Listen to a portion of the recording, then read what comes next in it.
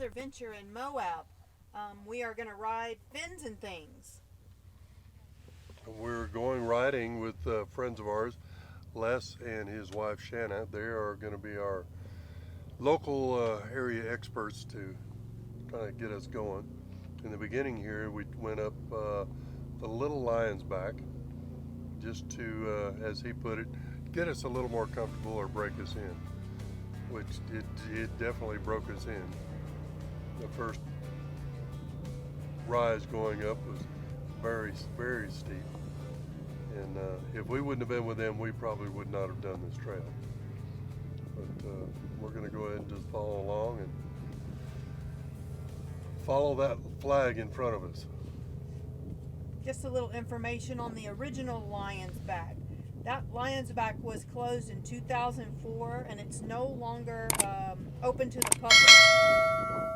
When a developer came in, he bought it and now it's private property. Well, it's always been private property, but the prior owners would allow the 4x4s and the trail riders to come in and pay a small fee and allow them to ride it.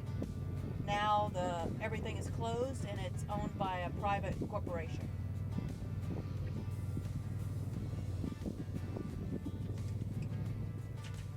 And that's when we got with Les and Shanna about doing this ride today. We were a little leery just because normally, as a rule, this rock climbing stuff is normally not our forte, or we don't want to go out there and tear our machine up, so we typically don't do it. But Les had made the comment. He knew what our capabilities were, and he knew what our machine's capability was. He just said, "Trust me." I have a hard time with that at times, but we trusted him today, and it worked out very well. Here you can see Les is making the descent first, and we're just sitting back kind of watching to see what's going to happen, and he'll hopefully help us down.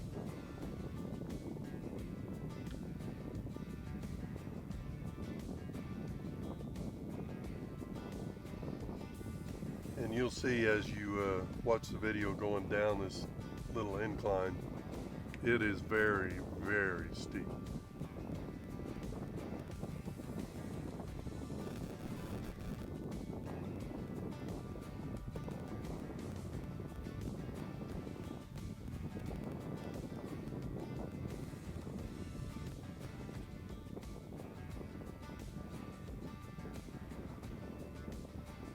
It's our turn, so here we go.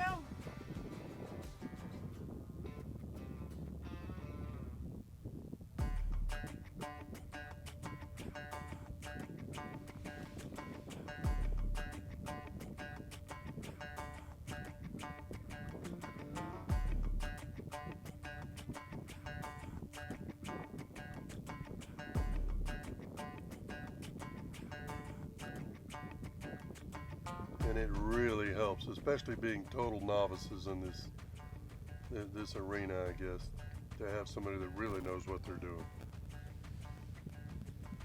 and letting them do this all the time.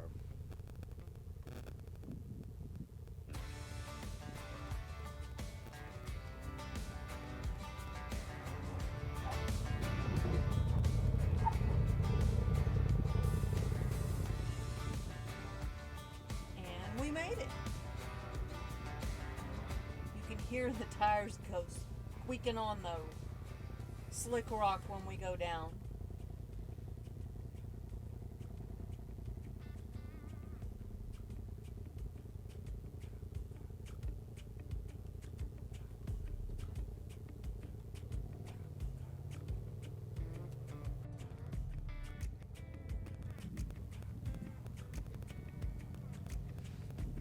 We can do water. As we go through the water, you'll notice we have 32-inch tires, and the water's up to all the way to the top of the tires. So this is a 32-inch water hole. You can tell we have quite a bit of clothes on here in the morning. We took off early in the morning, and it was cool. The wind was blowing. So we're pretty well bundled up for the day, but by the end of the day, it turned out to be beautiful.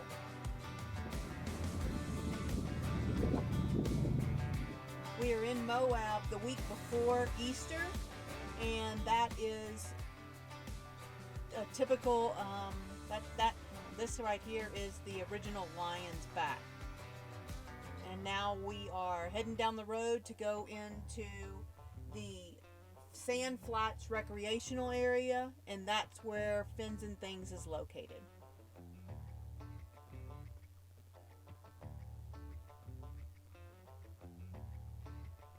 And this is the actual, I guess, the start of the trail.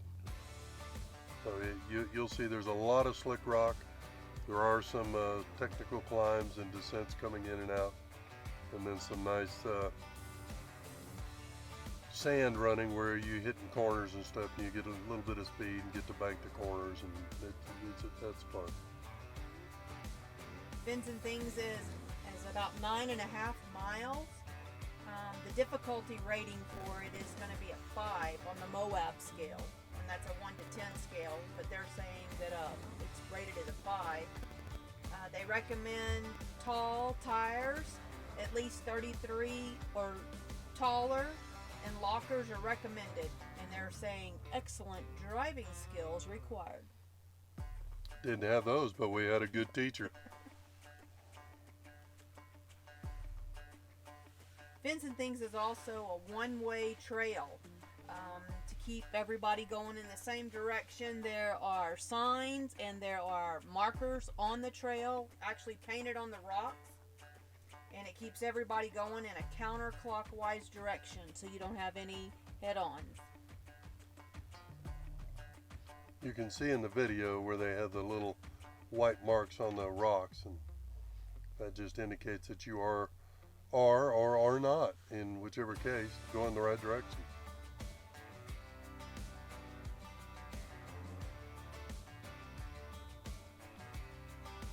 And these are some different angles on the descents in a sense that we're doing. And the camera just does not do it justice as far as how steep some of these are.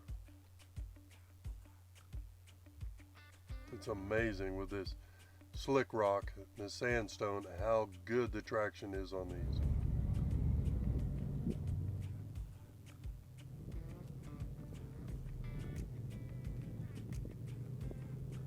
Here on the first section of the trail, from the trailhead to the Hawk Campground, or south of the Sand Flats Road, is open to day use only, and it's restricted 1/2 hour before sunset until 1/2 hour after sunrise.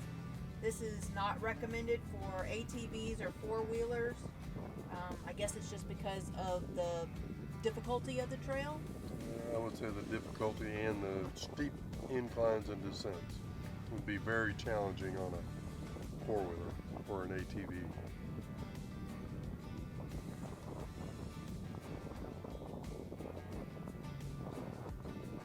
These are some of the sand trails and so you can hit these a little harder, get a little speed going, and hit the corners and hit the high banks.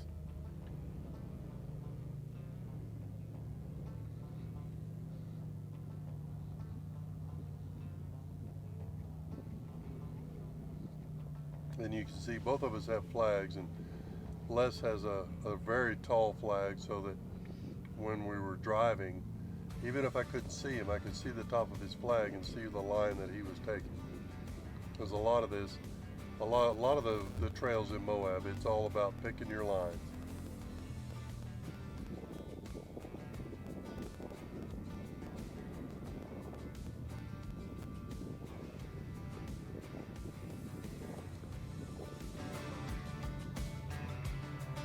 Here in the sandy areas, it would kind of let you just relax a little bit and bank the corners and have a little fun where you're not worried about too much sliding off the rock.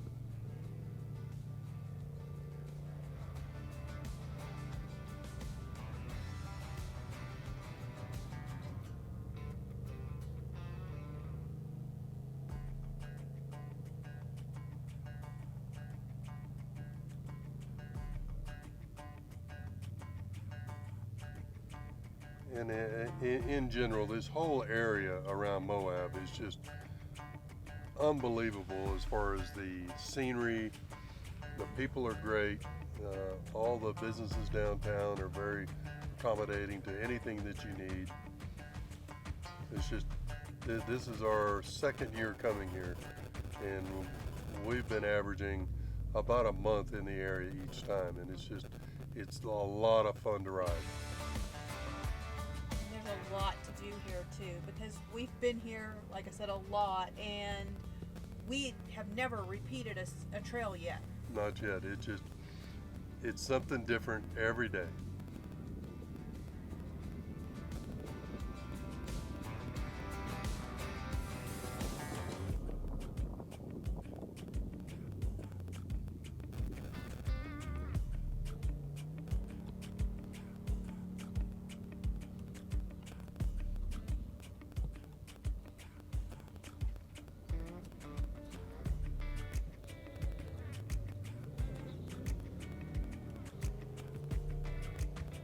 Oops, we had to have a little snack stop there.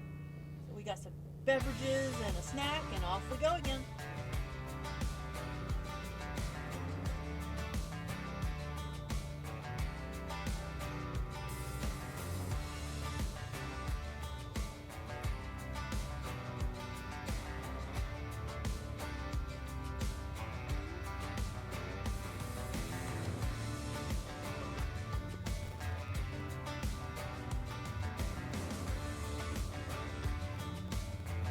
This is one of the areas where you basically have to climb a stair step going up, and a lot of it is just strictly just throttle control.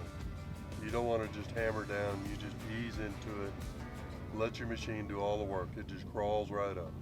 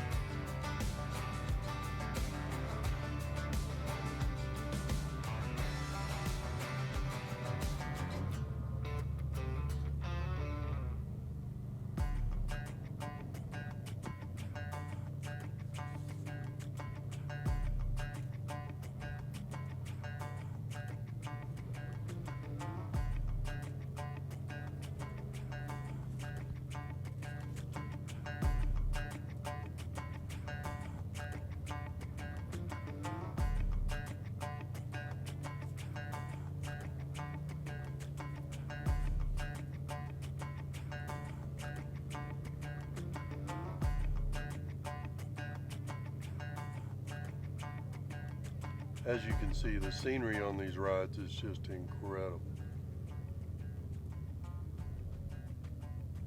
And just about every ride is different. Different views, different scenery, whether it's red rock, slick rock, Or sand. or sand. My favorite's the sand.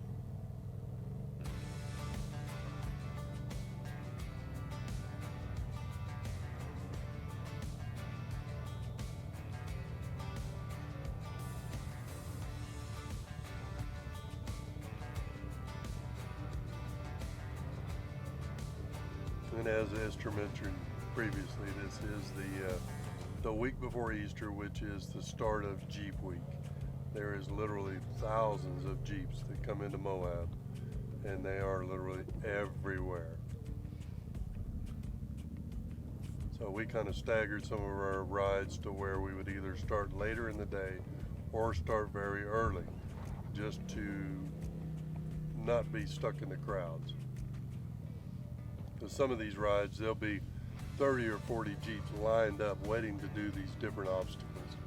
it can make for a very long day.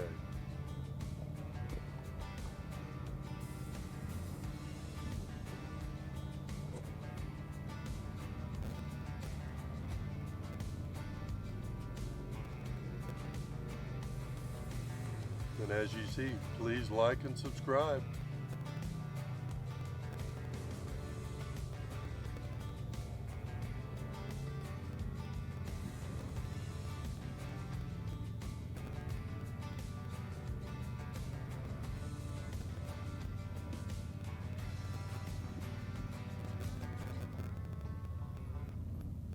We're going to break this up into 2 sections, so we are coming up on the closing of part 1, and then I will also post part 2 of fins and things. Please check back in and watch the rest of it.